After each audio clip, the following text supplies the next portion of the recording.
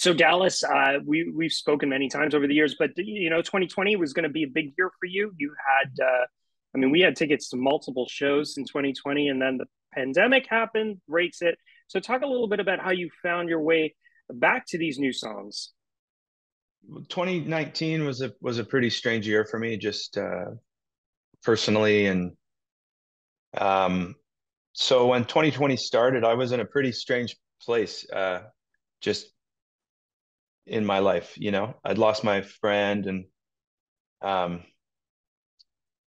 it was a very strange place to be out there touring on this record that I had released a week after my friend Carl passed away. And we'd made the record together, and it was just nothing felt totally right. And then I was on tour in February of 2020 and in Europe, and you started kind of hearing all of the stories about the virus, and then we would sort of be in a town in Europe and then leave it, and like 2 weeks later it would shut down, and we were kind of like, okay, this seems real.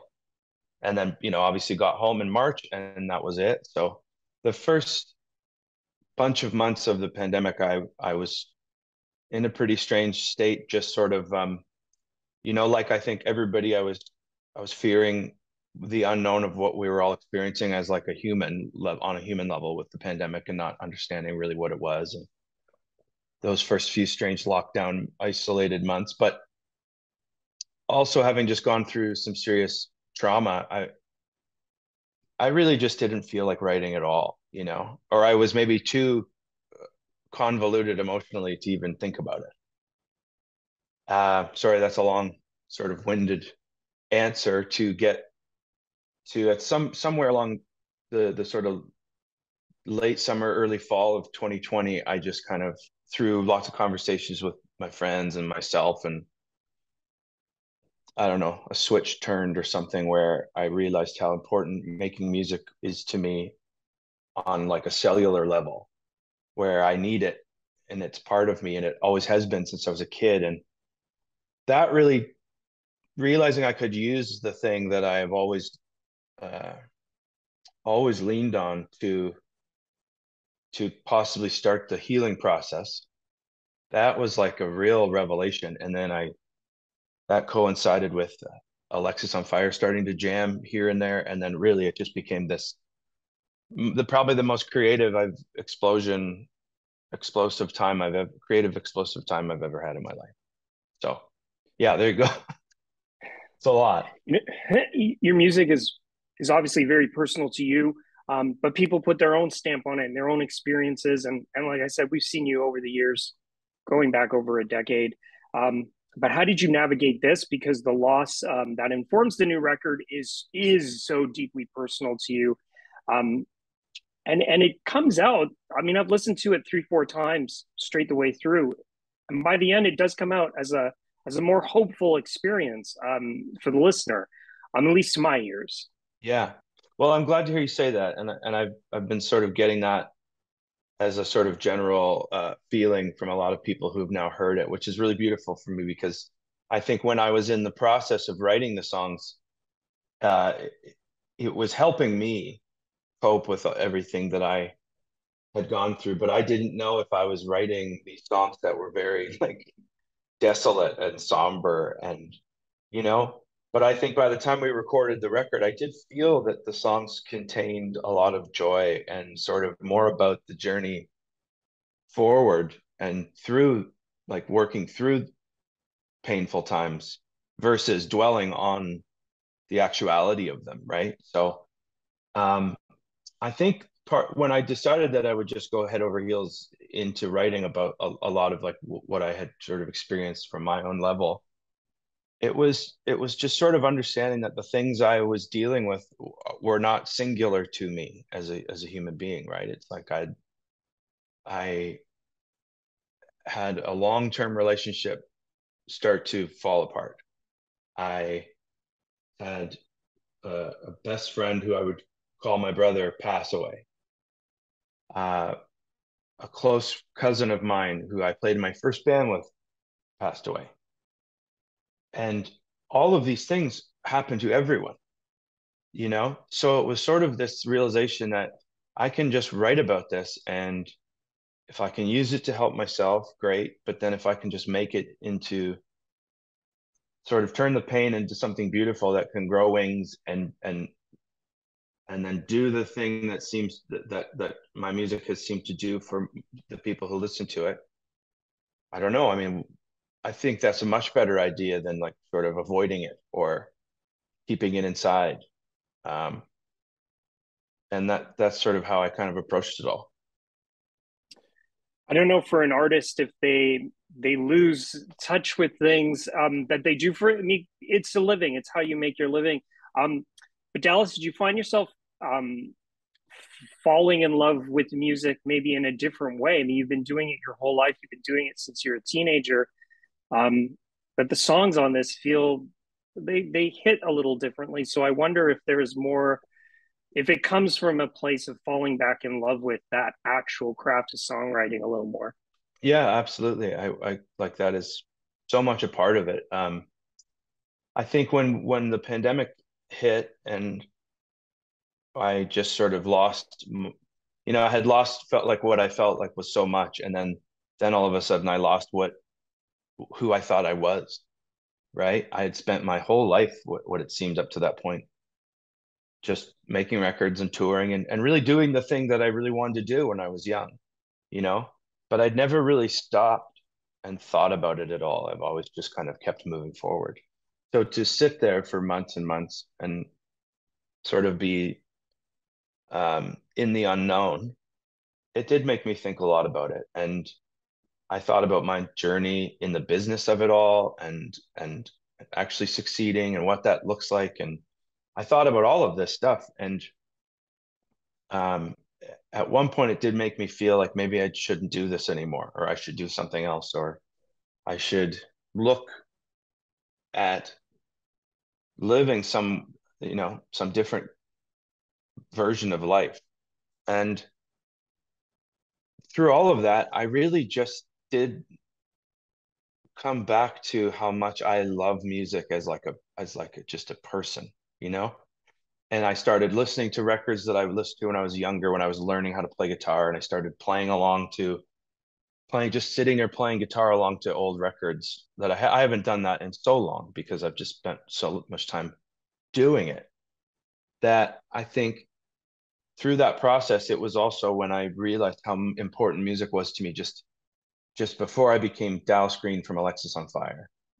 And then Dallas Green, who left Alexisonfire and made a solo record, and all this other stuff that comes along with sort of like actually um, succeeding and making it your life and your career, and those things are intertwined, and you get tied into a pretzel in that sort of regard.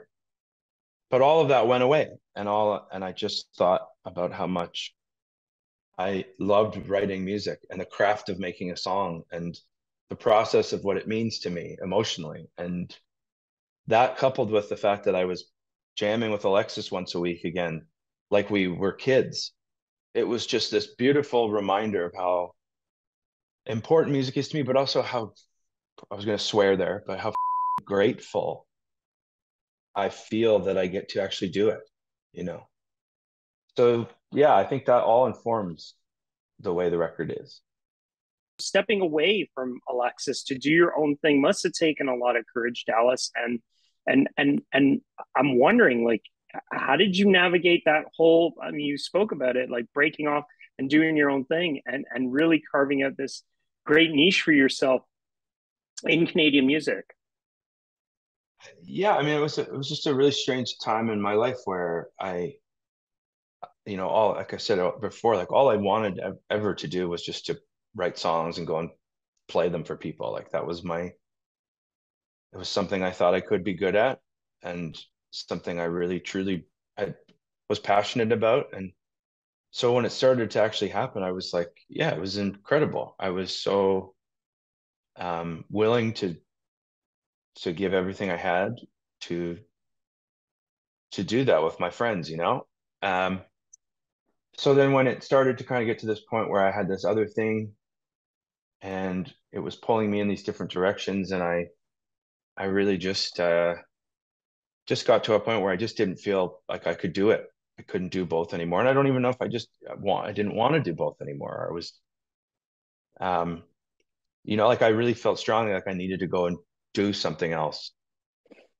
But having to tell the guys that was really a really difficult time for everybody because, I think I caught them by surprise. I'm sure some of them like assumed that at one point I would bring it up or something because City and Color had started to kind of like take up a lot of my space and time.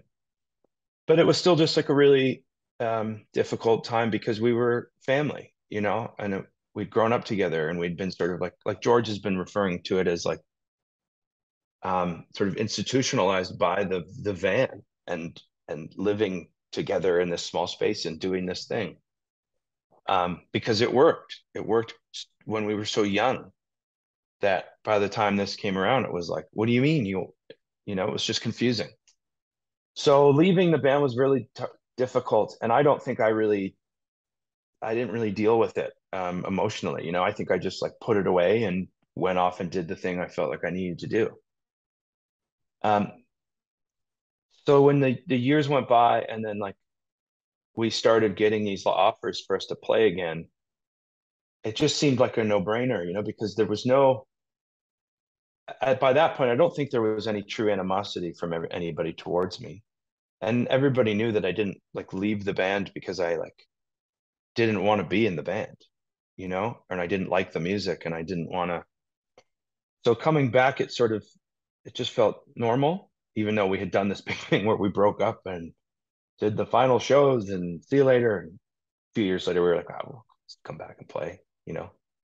Um, but to be here now at like all these years later from when we just started playing again and be able to kind of like have just put out a new Alexis record and then also feel okay to just be like, I have these other songs I'd like to put out as well. And like to have like I feel like an audience for both. Um, and to no longer really feel divided by it uh, is really, I feel like I'm in a really beautiful place with it. So Budweiser stage in August. So your favorite memory of playing the venue? Uh, uh, well, funny, I'm like looking up at in my writing room here. I have a photo above my recording setup of me and Gord Downey sitting on the couch backstage at the Bud stage. Um, it was when I had put out, I was playing there when I had put out the Bring Me Your Love record. And it was like a year after it come out or whatever we were playing. And I had Gord come down and come out on the encore and do Sleeping Sickness with me. And that was the first time we'd ever like sang it together live. And my friend Dustin took this incredible photo of the two of us just sitting there talking candidly. So, and it was great because it was in the encore and a lot of people had started to leave. And I came out and I was like, my friend Gord's going to come out and sing a song with me. And then I made a joke. I was like, this is for everybody who left early. And then Gord came out and did Sleeping Sickness with me in Toronto. And it was like, yeah, that's probably forever will be my favorite moment of playing there. So before I let you go, Dallas, AOF, they're going to be also back in June, Bud Stage as well. This new period in your life, creatively, musically, finding your way back to those guys, just sum that whole experience up because you started making music with them when you were a teenager. And I think it's so cool that you guys are back. First time I spoke to you, I thought you were the screamer. Yeah. And I did not Yeah. realize. Yeah. It's like, I know I hate to use the word grateful so much, but it does feel like there is an enormous amount of gratitude in the room with us, because I think we just understand how strange our band was when we started and to have made the life we've made together with it is something that none of us take lightly. We're also very appreciative that we have this thing that we can kind of lean on when we need it. and people are still interested in it, and it's still an outlet for us to create new music and feel like we're contributing something. Uh, and then personally, I think we've never been in a better place with one another, which is saying something, you know. And you can just look at the history of trying to keep bands together for two decades or more, and it's not often this way. So, but George said the other day when we won the Juno for Rock Album of the Year, and somebody asked him, "How do you keep the band together for 22 years?" And George said, "Turns out breaking your band up is really great for the longevity of your band." You can hear the mourners sing. They still believe this is how it's meant to be.